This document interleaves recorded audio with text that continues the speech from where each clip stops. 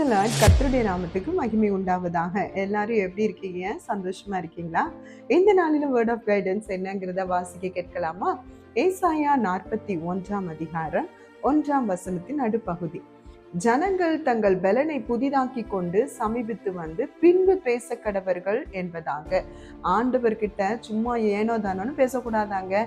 முதல்ல பலனை புதிதாக்கிக்கோ, அப்புறம் என்கிட்ட பேச. அதாவது சூழ்நிலைகளை நினைச்சிட்டு அழுது புலம்பி என்கிட்ட வராத. விழுந்து போனதையும் முடிஞ்சு போனதையும் நினைச்சு பேசிக்கிட்டே ஆண்டவர்கிட்ட நெருங்கக்கூடாதான். ஆண்டவர் சொல்றாரு, முதல்ல உன் பலனை புதிதாக்கிக்கோ. எப்படி நான் பலனை புதிதாக்கி கொள்றது அப்படின்னு நீங்க கேட்டீங்கன்னா, ஆண்டவரை ஆராதிக்கும் போது ஆட்டோமேட்டிக்கா நீங்க பலன் அடைவீங்க. அப்ப பலன் அடையும் போது உங்க இருதயத்துல ஒரு ஆட்டோமேட்டிக்கா ஒரு சமாதானம் நிரப்புங்க. அதுக்கப்புறம் போய் ஆண்டவர்கிட்ட பேசணுமாங்க. ஆதி நிலவரத்திற்கு போயிடுவோம். ஒரு அன்போட கூட ஆண்டவர்கிட்ட பேச வரணும்னு ஆண்டவர் சொல்றார். தேவ பிள்ளைகளே, முதல்ல பலன் அடைஞ்சு ஆண்டவர்கிட்ட பேசுங்க. இதுதாங்க இந்த வேர்ட் ஆஃப் கைடன்ஸ் சொல்றது. எத்தனை பேர் துக்கத்தோட ஆண்டவர்கிட்டே நெருங்கிட்டு இருக்கீங்க? இன்னைக்கு இதை மாற்றி பாருங்க.